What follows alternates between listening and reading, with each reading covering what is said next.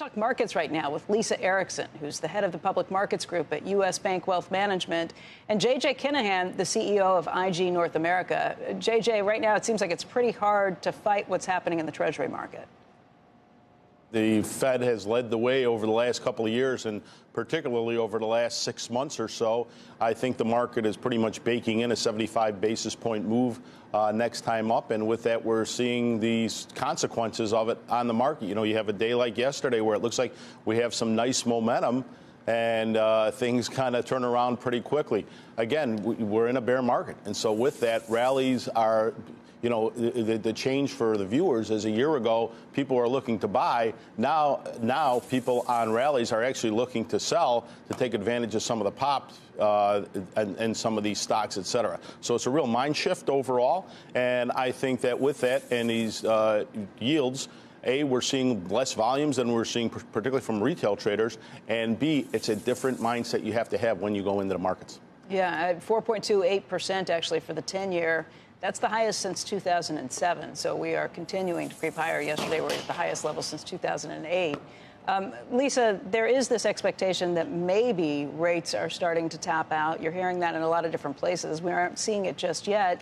And the Fed talk that keeps coming is as hawkish as ever. I think yesterday it was Harker who was saying, yeah, it could go significantly higher, and we haven't done anything to stop inflation yet. So what do you do as an investor in that environment? We do think really a time where we be cautious in the markets. And really the reason why is, as you point out, it's unclear when some of that Fed policy is really going to have an opportunity to revert. So one of the key things we're really keeping our eyes on is on the inflation front. And obviously, to the extent that price pressures begin to more credibly decline, that will allow more hope that we're going to get the policy pivot. But really, until that time, that is making us more cautious on the U.S. equity market, and we would recommend an underweight at this time. And conversely, where we emphasize a relative emphasis is really on the more cash flowing types of assets. So even though we are still seeing some difficulties in the fixed income market, again, those yields are becoming more attractive. And another area of interest we're seeing is actually global infrastructure, again, based on some nice dividends and really a nice array of components from utilities, which can provide more defensive exposure, to some of the transports and midstream that are picking up on some of the ongoing reopening activity. If you're underweight U.S. equities and overweight some of these cash-sensitive areas, would you actually tell people that cash is more attractive? Because that's what we've heard from big investors, including Ray Dalio and Paul Tudor Jones. Certainly overall, in terms of the fixed income exposure, we are emphasizing either more near benchmark or slightly short exposure. In general, we recognize that you've got some more attractive rates on the short end.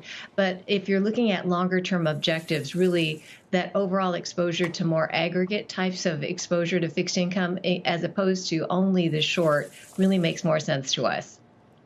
Hey, JJ, just looking around, the earnings reports overall have been pretty good. You've got Snap that really disappointed the market last night, but lots of other companies have beat expectations. And I'd say if you're kind of looking at overall, this collapse in earnings just hasn't happened. Well, it hasn't, Becky. It's really interesting from that point of view. In fact, as of this morning, I believe about 20% of the S&P 500 is reported, and just over 75% have beaten earnings. That's normally about a 68%, so we'll see if that comes into line as we go forward.